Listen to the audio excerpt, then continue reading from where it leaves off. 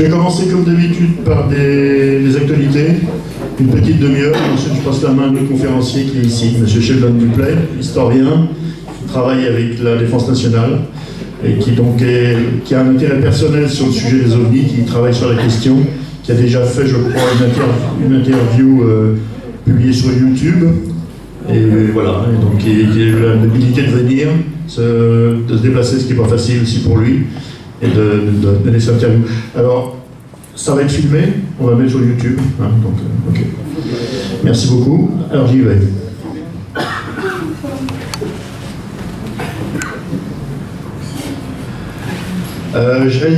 Cette fois-ci, on va parler un petit peu des affaires d'OVNI Paris, mais rapidement. On va parler surtout d'ufologie et un tout petit peu d'astronomie, pas d'astronautique. C'est un peu mon dada l'astronautique, mais là j'ai décidé de ne pas en parler, d'abord parce que c'est pas franchement lié à l'ufologie. Et puis en fait, il n'y a rien de vraiment extraordinaire. Enfin, il y a toujours beaucoup de nouvelles, mais des nouvelles mineures au final. Donc on attaque. Pour l'image, je vais pas insister, simplement, si vous ne voulez pas être filmé, s'il vous plaît, mettez-vous derrière la caméra, comme ça on n'aura pas de travail de retouche à faire, ce qui est assez pénible et des fois un peu long, je crois. J'en dirai pas plus. Le stand du saut, d'habitude j'en parle à la fin, mais j'en parle au début. Le stand du saut, sympa, est venu aussi, il a quelques livres, un peu moins que d'habitude, mais quand même pas mal d'œuvres intéressantes. Donc, parce qu'en fait, comme je ne sais pas comment je vais repartir, je me suis limité au minimum. Voilà. Pour remballer rapidement et pour essayer de trouver un donc on vend des livres ufologiques, c'est des dons en général. Le saut fonctionne, fait l'archivage de l'ufologie française et va voir des ufologues qui ont arrêté l'ufologie ou qui malheureusement sont morts ou veulent arrêter. C'est souvent eux qui nous contactent aussi. Qui nous contactent, oui. Ou les descendants. Les descendants. Et puis on archive leurs travaux et on récupère des livres et donc on peut se financer des fois avec ça. Voilà. Parlons argent. Alors, je ne vais pas vous demander d'argent. J'ai demandé 10 € à l'entrée, c'est fini. Rassurez-vous. Non, simplement, j'ai été attaqué. J'ai eu des commentaires dans YouTube. Oui, tout ça c'est pour faire de l'argent, etc. Patati patata. Qu'est-ce que vous faites avec l'argent? Alors, les 10 € à quoi ils servent? À payer la salle, 200 €, à payer le graphiste, à payer quelques frais. Bon, et puis le matériel, tout ça c'est à moi, donc j'en parle pas. Mais bon, ça va être filmé, donc ça va être une réponse un peu à ces gens qui m'attaquent un peu niaisement. Je peux intervenir quelques instants? Oui. En ce moment, c'est un jeu d'attaquer les gens qui bossent. Voilà. Quelqu'un comme Gilles Thomas est en dépression actuellement à cause de ça. Parce qu'en fait, on lui reproche, il faut qu'il prenne 12 vitamines, vitamine C. Il faut savoir que Gilles est quelqu'un qui a la sclérose en plaques. Je sais, oui, je sais. Il ne s'en cache pas sur Internet. Et il y a des gens qui viennent l'insulter parce qu'il dénigre son travail, etc. Et c'est un jeu malsain sur beaucoup de chaînes YouTube actuellement. C'est terrible. Et je crains que ça se termine très mal. Donc, pour finir avec l'argent sur OVNI Paris, on a une petite cagnotte et on espère un jour faire venir quelqu'un d'étranger au moment là. C'est quelque chose qu'on répète plusieurs fois, mais on va le faire. Alors, on va pouvoir se le permettre, puisqu'ici on ne pouvait pas. Donc, on va parler d'ufologie. Donc, je vais vous parler de revue. Lumière dans la nuit, qui est vraiment la revue historique de l'ufologie française, qui continue, avec le travail de Jean-Louis Lagneau. Je vais vous parler d'autres revues, donc 4 revues, ensuite une initiative de Jean Livrero, et puis un témoignage sur un physicien américain. Donc, il y a un aide ou ça à l'initiative? Oui.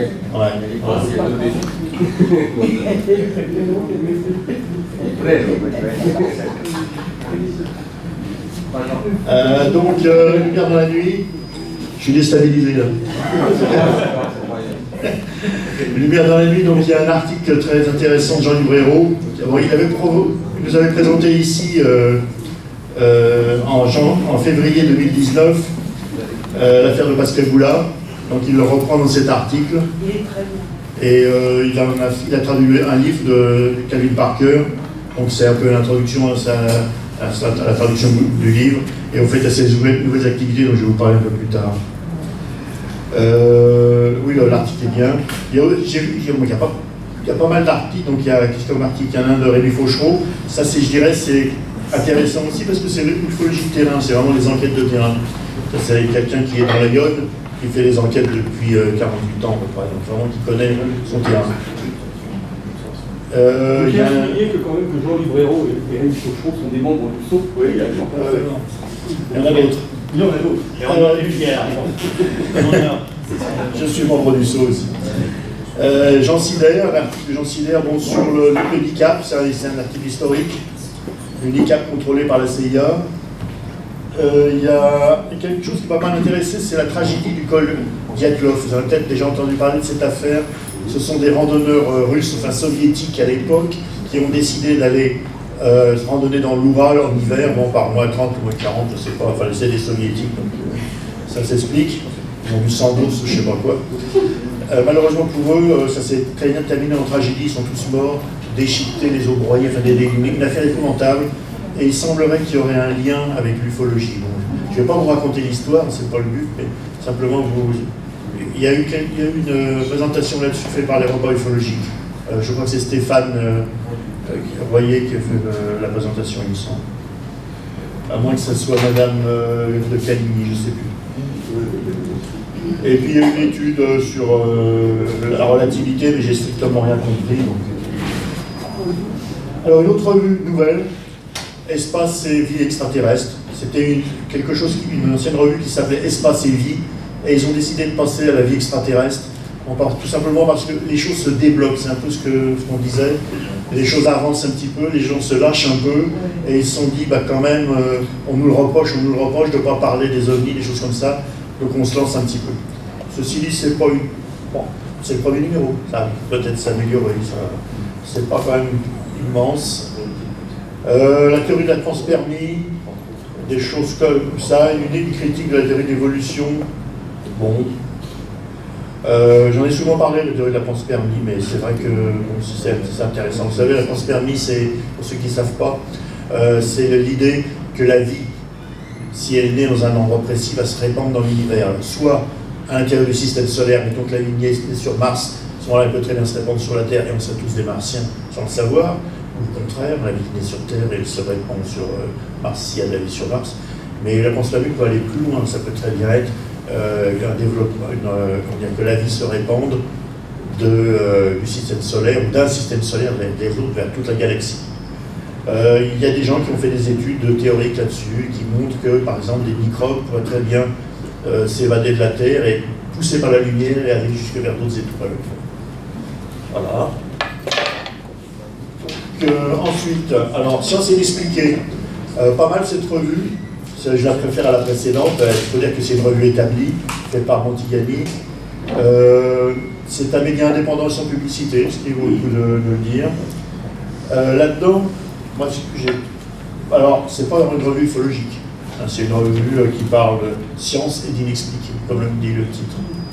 Mais il y a pas mal d'articles sur les ovnis assez souvent. Mais j'en ai repéré deux intéressants. Un sur OVNI et programme secret américain, les révélations de deux éminents experts. Alors le titre est un peu trompeur, parce que le premier expert ne parle pas réellement de programme secret américain. C'est le deuxième qui s'appelle Salah, qui parle de programme secret américain. Mais moi, ce qui m'a beaucoup intéressé, c'est quelque chose, des déclarations faites par un scientifique qui s'appelle Knut, Kelvin Knut.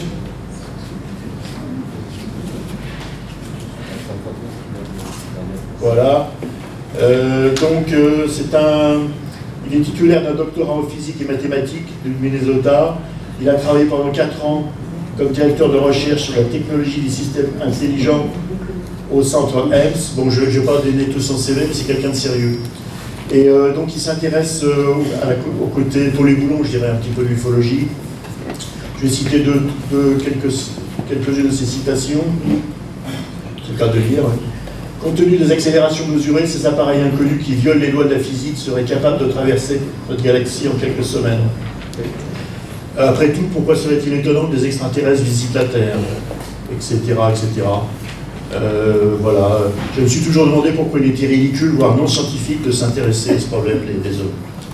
Donc moi je trouve ça intéressant parce que c'est des scientifiques comme ça qui parlent, pour moi c'est une traite un peu. Donc ça change, c'est bien. Monde étrange. Alors un pavé de 12,50 € et de 160 pages. Pareil, c'est pas une revue ufologique, mais c'est un peu trompeur, ils disent dossier spécial ufologie. En réalité, il y a un dans les 160 pages et que 10 ou 20 pages de dossier spécial ufologique dedans. Mais c'est quand même pas mal. Mais bon, par contre, les sujets sont un peu étonnants. Attention aux extraterrestres parasites. Les extraterrestres nous parasiteraient, domineraient notre volonté et nous feraient agir comme des marionnettes. C'est pas très sympathique. Théorie du complot. Il a écrit, il doit être manipulé aussi. Oui. Ça va très loin la manipulation, on n'en sort pas. Enquête sur les crashs d'OVNI. Enfin, il y a quand même, si vous ne connaissez pas grand-chose de l'ufologie, ça peut donner une idée. Encore que cette histoire d'extraterrestres parasites, ça peut rebuter. À noter que sur l'idée Oui, Michel? Sur l'idée de parasites et de manipulation, j'ai remarqué qu'il y a une notion actuellement, la marine apparemment a évolué sur cette idée. Oui, c'est possible. Ok. On va intervenir un peu après, s'il te plaît. Merci. La revue que je considère la meilleure, à part Lumière dans la nuit, qui est vraiment fait que l'ufologie, c'est OVNI, Science et Histoire. Au début, c'était la revue Alien. Et puis, ils ont décidé de changer, de s'appeler OVNI, Science et Histoire. Donc, ce n'est plus une revue purement ufologique. C'est pour moi la plus sérieuse. Elle est bien faite. Il y a avec des journalistes en général compétents qui savent de quoi ils parlent, ce qui n'est pas malheureusement toujours le cas dans la presse, de ce type de presse. Là, il y a une interview de Richard Dolan, qui est quand même une pointure en ufologie, mais c'est pour j'en dirais le contraire. Il y a un article sur un livre de Chibo. Chibo, c'est un Chinois établi en France, qui a fait 3 livres sur l'ufologie chinoise. Je ne me souviens plus des titres exacts. Je crois qu'il y en a un, c'est... ça peut être marqué là. Enfin bref, c'est quelque chose d'intéressant parce qu'en général, c'est vraiment un continent, un pays inconnu. On ne sait pas ce qui s'y passe et là on a des informations sur l'ufologie en Chine qui ressemblent étrangement comme deux gouttes d'eau, aussi bien au niveau des incidents, des témoignages que de l'activité des gens, ce qui se fait chez nous. Voilà, alors oui quand même, là-dedans, est-ce qu'il y a... Oui, il y a quand même des nommés Fechner du MUFON France qui sévit, qui nous parle du congrès de Dominique Landoc, congrès vraiment qui devait être vraiment très intéressant. Il y a un dénommé Gildas Bourdais, que vous avez sans doute entendu parler, qui a fait une présentation, il va nous la refaire en février, là, le mois prochain, ici. Et puis Pascal Fechner, non seulement a parlé de ce congrès, mais il a fait un article aussi sur les Elohim. Donc il est tout azimut, Pascal Fechner. Voilà. Alors, on va avancer. Donc là, quelques images. Ce que vous voyez là, c'est dans la couverture de Lumière dans la nuit, avec un dessin d'artiste qui illustre l'affaire de Pascal Boulard. Il y a d'autres dessins d'artistes complètement différents, mais celui-là est vraiment assez sensationnel. À juste titre, il a été choisi par le graphiste. Donc ça, c'est ma librairie, tous les, vous voyez, toutes ces choses qui sont ésotériques ou paranormales, ou ufologiques. Donc apparaît dans le coin, là, ici. Où est la lumière? Ah mince, j'ai appuyé ce qu'il ne fallait pas. On va recommencer. Non. Voilà. C'est là qu'il faut appuyer. Oui, ici, celui-là. Donc c'est ce dont je vous ai parlé, là, espace et l'extraterrestre.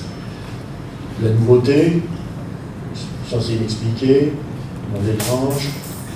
Ouais, j'aurais pu les faire défiler tout en parlant, mais apparemment je ne sais pas faire 2 choses en même temps. Voilà, alors une initiative de Jean Livréau. Alors Jean Livréau, quand il vient ici, il a fait déjà au moins 2 exposés. Il est traducteur, ufologue et traducteur. Sa spécialité, bien sûr, c'est de traduire des livres en anglais. Il nous a traduit un livre de Hardy Six Killer, que vous avez sans doute entendu parler. Ce qui s'appelle le titre Rencontre avec le peuple des étoiles. Voilà. Il a traduit aussi un livre sur l'enlèvement de Pascagoula par Calvin Parker. Et puis on a encore fait un mois, un autre. Avant, j'en ai traduit quelques-uns, oui, en ufologie. Donc Jean, je vais lui laisser la parole de 2 minutes. Il avance, il devient éditeur en quelque sorte. Hein, voilà Jean, je passe la parole. Donc, d'habitude. Je remercie Patrice de Paris de me donner l'occasion de m'exprimer quelques minutes ce soir. Donc, effectivement, je vais devoir parler brièvement de Philippe Mantel, tout simplement. Donc, concrètement, depuis septembre 2019, je commence à publier sur Amazon. Donc Amazon, ça fonctionne simplement, hein, c'est une activité. On crée un compte Amazon d'auteur-éditeur et Amazon, on se charge de toute l'intendance de publication. Donc évidemment, c'est déclaré avec un compte fiscal, etc. C'est en bonne et due forme. Donc concrètement, j'ai commencé parce que, comme j'ai expliqué à Patrice et à quelques autres, c'est l'auteur-éditeur Philippe Mantel, qui est un ufologue anglais, britannique, très connu mondialement, entre autres en Angleterre, mais vraiment mondialement, qui m'a proposé effectivement de publier des titres de l'édition Flying Disc Press. Donc il m'a accordé un contrat légal en bonne et due forme, qui me cède les droits du catalogue Flying Disc Press, que vous pouvez consulter sur Google, Flying Disc Press, vous verrez le blogspot, dans lequel il présente, il y a une vingtaine de titres. D'auteurs américains, d'auteurs britanniques, également de différents pays. Il avait publié le livre de Piotr Celebias, qui a eu un bon succès en français, qui a été publié, vous savez, par l'éditeur JMG, temps présent. Un polonais. Oui, donc sur les ovnis en Pologne, c'est Philippe Mantel qui avait publié ce livre en anglais.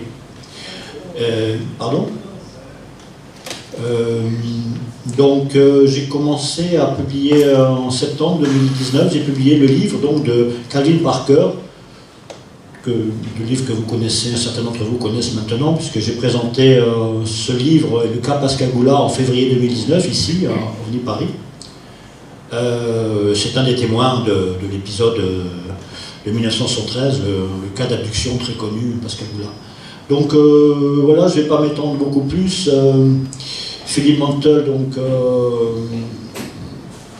vous pouvez voir son site. Moi j'ai un site également qui s'appelle Flying Disc France. Vous pouvez consulter, il n'y a pas énormément de contenu, j'en parlais avec notre caméraman tout à l'heure parce que je n'ai pas encore pris le temps de le nourrir, mais enfin je présente les 3 prochains livres, puis je vais le nourrir avec des documentations, même sur le cas Pascagoula.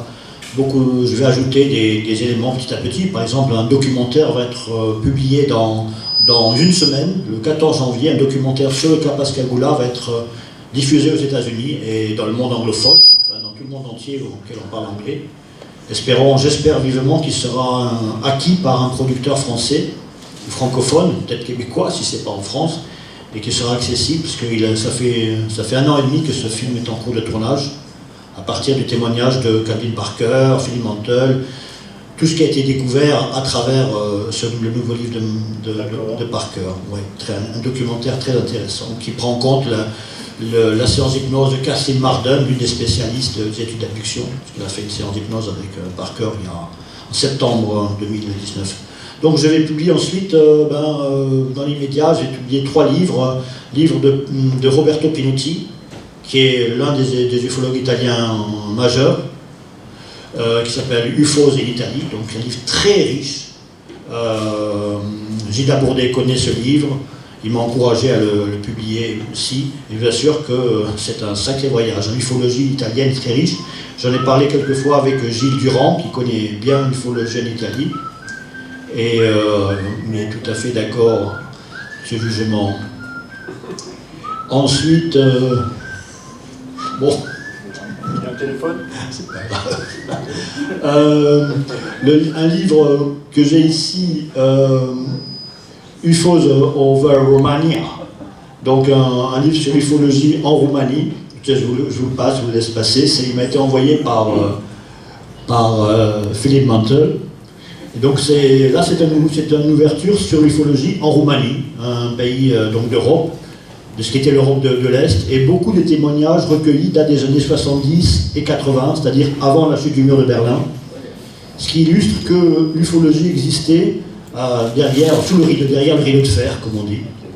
Livre très riche. Et puis le dernier que j'ai prévu, enfin parmi les 4 premiers, c'est un livre de Paul Stonehill, américain d'origine ukrainienne, sur les objets aquatiques sous-marins, rejoint un peu la thématique de ce soir, en Russie. USOs in Russia. Okay. Thématique importante. Voilà, et merci de votre attention. Merci Jean. Merci beaucoup Jean.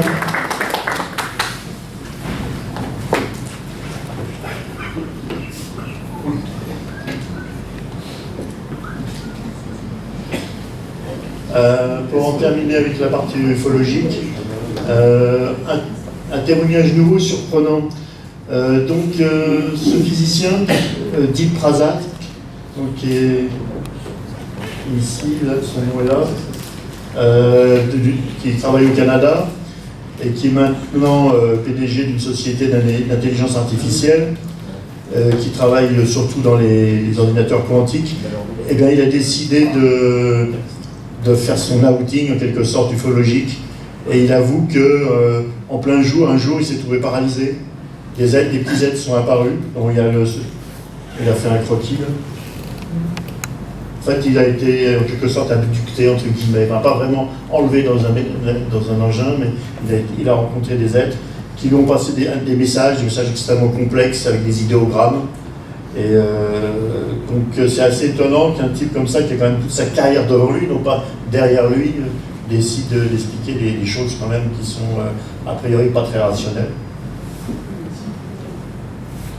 Je vais vous lire quelques phrases, il y en a des pages, hein, donc, mais alors, aussi la transcription intégrale que j'ai traduite d'après Google, non, je l'ai prise dans une revue.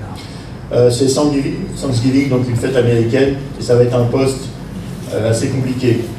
Ce n'est pas une bonne idée pour moi de l'écrire, étant donné que chaque scientifique a une cible sur le dos dans la communauté ufologique, et à juste titre, étant donné que je suis toujours un PDG d'une société technologique.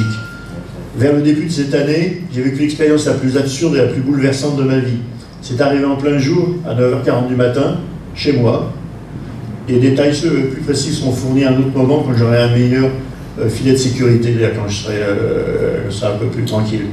Mais pour dire les choses simplement, j'étais paralysé contre ma volonté, je ne pouvais pas bouger, et j'ai vu 3 entités qui n'avaient... Alors je ne sais pas ce que ça veut dire qu'ils n'avaient pas froid, je n'ai pas compris. J'ai pas dit, il n'y a pas de...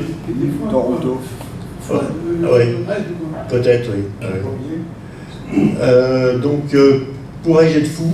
Est-ce que j'étais fou? Bien sûr, c'est ce qu'il a pensé. Mais non, il n'était pas fou. Est-ce que c'est une hallucination? Il ne peut pas prouver que ce n'était pas le cas. Et sinon, il ne serait pas si inquiet de partager ça. Ces entités ont projeté des centaines de milliers de phrases et de paragraphes dans une langue qui ressemblait à un mariage de hiéroglyphes égyptiens et de glyphes japonais. J'étais terrifié de l'idée que je ne pouvais à peine bouger, j'étais complètement incrédule devant ce qui se passait. Etc., etc. Donc, vous voyez, un témoignage assez classique. Il y a des témoignages comme ça, on en a beaucoup. Alors, pas par des physiciens de la mécanique quantique et des spécialistes des ordinateurs quantiques, mais c'est assez étonnant. Et bon, apparemment, ça ne pose pas de problème pour sa carrière. Ou alors, peut-être que sa carrière étant finie, là je vais être un peu cynique, il a décidé de se lancer dans le showbiz ou je ne sais pas quoi. Mais bon, c'est étonnant. Rapidement, on va parler un petit peu d'astronomie, puis ça va être la fin de ces actualités. Je vais présenter 2 choses un peu étonnantes. Ce qu'on appelle l'objet de Oag. C'est une galaxie, vous voyez, annulaire. Alors, on aurait pu croire au début qu'il y avait 2 galaxies, une dans le fond très loin, puis devant un anneau. Non, elles sont au même niveau. C'est-à-dire que cet anneau ici et puis cette galaxie elliptique au centre, eh ben, elles sont vraiment dans le même plan. Et c'est tout à fait extraordinaire. Et ce qui est plus extraordinaire encore, c'est que vous voyez ici, vous voyez peut-être assez mal, ben, il y en a une autre galaxie annulaire en arrière-plan. Et les galaxies annulaires comme ça, c'est exceptionnellement rare. Il y en a, c'est peut-être pratiquement la seule dans les millions de galaxies qui ont été photographiées. Donc, pourquoi ça m'a fait tilt pour moi, pourquoi je parle de ce mystère? Ben parce que la théorie officielle pour l'origine des galaxies, c'est que des petites galaxies se forment en phagocytant, des grosses galaxies se forment en phagocytant les petites galaxies, et au final, qui vont former des galaxies elliptiques. Mais avec cette forme-là, on ne voit pas du tout comment ça peut se passer comme ça. Donc moi, ça me conforte dans l'idée qu'on est loin de tout connaître sur la cosmologie, qu'il y a encore beaucoup de choses à apprendre. Et ça, c'est pareil un petit peu. Vous savez que maintenant, on en parle sans arrêt. Il y a un trou noir massif au centre de la galaxie. Mais, donc les trous noirs, par définition, ça devient microscope, ça se rétrécit sous la force de la gravité, ça devient infinitésimalement petit, immensément dense, et ça ne rejette rien, même pas la lumière ne veut pas en sortir. Pourtant, on observe au niveau de la galaxie, de galaxies, apparemment comme s'il y avait le contraire d'un trou noir, un trou blanc qui éjecte de la matière. Alors l'idée, c'est peut-être que trou noir et trou blanc pourraient être liés par ce qu'on appelle un trou de verre. Donc ici, là on aurait le trou noir qui avale tout, là on aurait le trou blanc qui rejette tout, et entre les deux, un tunnel dans l'espace-temps qui permet de communiquer de cet endroit-là à un autre. Beaucoup de gens en parlent. Pendant longtemps, c'était de la science-fiction. C'était un peu pour expliquer comment les soucoupes volantes, enfin les engins extraterrestres pouvaient se déplacer dans les galaxies plus vite que la vitesse de la lumière. Mais maintenant, on en parle de plus en plus dans la science ordinaire. Voilà. Ah, il y en a encore un troisième point, tout à fait étonnant. Si on compare des photos faites par de très bonne qualité, des photos argentiques des années 50 avec les nouveaux catalogues, on s'aperçoit qu'il y a énormément d'étoiles, d'objets qui ont disparu. Alors, il y a des disparitions qui sont entre guillemets normales, mais par exemple, on a fait une étude, on a trouvé 150 000 anomalies informatiques dessus, on en a étudié 24 000, et on s'est aperçu qu'il y a vraiment 100 000 étoiles qui ont disparu, et on ne sait pas pourquoi. Alors, il y a peut-être des bonnes raisons, des explications tout à fait valides par des phénomènes naturels, comme un nuage qui passerait devant, ou une étoile qui aurait été prise dans les années 50 au maximum de son intensité, puis qui depuis aurait beaucoup faibli. Ça pourrait être une explication, sauf que maintenant, on a des télescopes qui sont beaucoup plus puissants, et on voit beaucoup plus de choses que ce qu'on voyait avant. Donc une étoile qui aurait diminué de brillance de 1000 fois, on devrait la retrouver. On la retrouve pas. Alors bien sûr, il y a des gens qui embrayent là-dessus, et c'est un peu à la frontière de la science-fiction et de l'ufologie, mais qui disent c'est parce que ils ont construit des sphères de Dyson, les extraterrestres, ils ont construit des sphères de Dyson autour des étoiles, ils ont complètement masqué la lumière de l'étoile en capturant toute la lumière pour leur faire marcher leur civilisation. Il y a des choses comme ça. Il y en a qui disent que c'est pas des étoiles, c'est des vaisseaux extraterrestres. Il y en a d'autres qui disent ça serait peut-être des signaux extraterrestres, parce que vous savez que vous avez entendu parler du SETI, qui est l'idée qu'on cherche à obtenir une communication, au moins dans un sens extraterrestre vers nous, en analysant les ondes radio. Maintenant, on est passé aussi au SETI laser, au SETI lumière, c'est-à-dire qu'on essaie d'analyser la lumière qui est du ciel, en espérant détecter des signaux extraterrestres. Ça pourrait être des idées, mais si je cite ça, c'est pas tellement pour rentrer dans ces hypothèses, et que je ne suis pas qualifié pour dire qu'ils sont valides ou pas, mais simplement pour dire que les scientifiques vraiment sont en train d'évoluer, sont plus ouverts qu'ils étaient autrefois. Oh là, qu'est-ce que c'est que ça? Ah, c'est pas mal, l'effet était pas mal. Annonce. Les repas ufologiques, est-ce qu'il y a quelqu'un des repas ufologiques ici? Non, moi Stéphane Royer avait dit qu'il mettrait un petit posterait qui expliquerait ce qu'il allait faire le 18 janvier, mais je ne l'ai pas vu là. Tant pis pour lui. Je crois qu'il fait une présentation sur Jimmy Dieu. Sur l'œuvre Ah oui. ouais. D'accord. Ok. Donc le mois, j'en ai déjà dit le mot, le mois prochain, nous recevrons Gildas Bourdet. L'hypothèse extraterrestre toujours en débat. Et maintenant, Alexandre Sheldon Duclay, à qui je vais passer le micro, la chaise, tout.